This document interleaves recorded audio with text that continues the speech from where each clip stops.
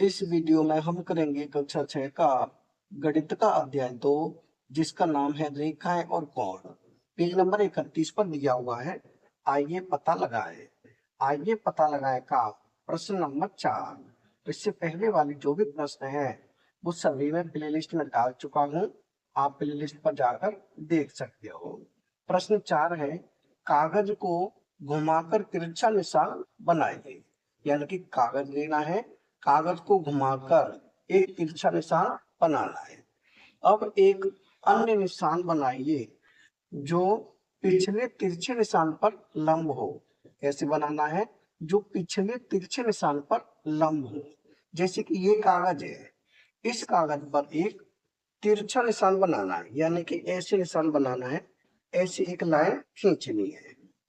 ये हो गई एक लाइन, यानी कि तिरछा निशान। इसे हमने नाम दे दिया पी। क्या नाम दिया? पी। और ये क्यू। उसके बाद एक और निशान बनाना है जो इस पर लंब हो, यानी कि यहां से ऐसे ऐसे एक दूसरा निशान बनाना है, यानी कि तिरछी लाइन खींचनी है दूसरी। ये ऐसे, इसे हम नाम दे देंगे पी क्यू हो गया। यहां लिखें आर, ये हो गया एस, आर एस नाम दे दिया। अब ये दोनों जो रेखाएं हैं यह ओ बिंदु पर मिलती है, यहां पर ए में है। अब आपके पास कितने समकोण है? अब ये बताना है कि कितने समकोण बने, आपके पास कितने समकोण है। तर्क संगत उत्तर दीजिए कि ये कोण पूर्णतः समकोण क्यों है। यानी ये भी बताना है कि ये जो कोण है वो पूर्णतः समकोण क्यों है। तो सबसे पहले हम देखें, जैसे कि एक रेखा ये हो गई, दूसरी ये हो गई। जो दूसरी रेखा है पीक्यू रेखा पर क्या है? लंब है। अगर ये लंब है तो ये समकोण बनेगी। एक समकोण यहां बन जाएगा, दूसरा समकोण यहां बनेगा, तीसरा समकोण यहां बनेगा और चौथा समकोण यहां बनेगा। कितने समकोण बनेंगे? 4 समकोण बनेंगे। तो यहां लिख दें, पूछा गया है अब आपके पास कितने समकोण है। तो कितने समकोण है? 4 समकोण है। यहां लिखें 4 समकोण। समकोण 4 समकोण है, और चाहे तो इनके नाम भी लिख सकते हैं। जैसे अगर हम इस कोण को ले तो ये हो जाएगा कोण पी ओ आर, नाम भी लिख देते कोण पी ओ आर। और दूसरा कोण हो जाएगा ये वाला, इसे हम नाम दे दें आर ओ क्यू। क्या नाम दें? कोण आर ओ क्यू। यह क्यू है, क्यू लिखे क्यू। तीसरा कोण हो जाएगा ये, इसे हम नाम दे दें एस ओ क्यू।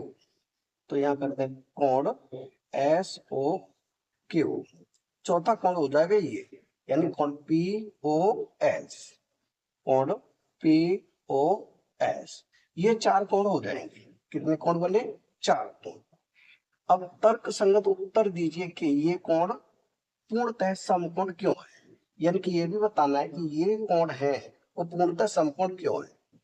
तो ये पूर्णतः समकोण इसलिए है क्योंकि जो पी क्यू है और आर एस है, दोनों एक दूसरे पर लंब है। तो इसे लिख दें, तो इसे लिख देंगे पी क्यू तथा आर एस एक दूसरे पर, एक दूसरे दूसरे पर लंब है। क्या है? लंब है। और लंब हमेशा जहां भी लंब होता है वहां 90 अंश का कोण बनता है, यानी समकोण होता है। ये तो हो गया तर्क, यानी ये हो गया हमारा ए भाग का उत्तर। यहां लिखते हैं ए। अब हमें करना है इसका बी भाग। बी भाग में है, वर्णन कीजिए कि आपने इसे कैसे मोड़ा ताकि जो व्यक्ति इस प्रक्रिया को करना नहीं जानता वह आपकी प्रक्रिया का अनुसरण करके समकोण बना सके। यानी कि ये हमने कैसे समकोण बनाए हैं इसी का वर्णन करना है। तो यहां कर दें बी भाग। इसमें हमें लिखना होगा, बी के लिए हम उत्तर लिखेंगे, हमने कागज पर एक तिरछी रेखा पी क्यू खींची। क्या किया था? हमने कागज पर एक तिरछी रेखा पी क्यू खींची थी, वही हमने इसमें लिखा। उसके बाद पी क्यू पर आर एस लंब रेखा खींची। उसके बाद क्या किया? तो पी क्यू पर आर एस लंब रेखा खींची जो एक दूसरे को ऊपर काटती है। जो एक दूसरे को कहां पर काटते, ओ पर। ओ पर ही समकोण बनते हैं। ओ पर कैसे कोण बनते हैं, समकोण बनते हैं। यही हो गया वर्ग। यानी ये हो गया ए भाग का उत्तर और ये हो गया बी भाग का उत्तर। यानी इस प्रश्न के दोनों भाग हो चुके कंप्लीट। यानी कि प्रश्न नंबर 4 हो चुका है कंप्लीट। अगर वीडियो पसंद आए तो लाइक करें, कमेंट करें, अपने दोस्तों के साथ शेयर करें। धन्यवाद।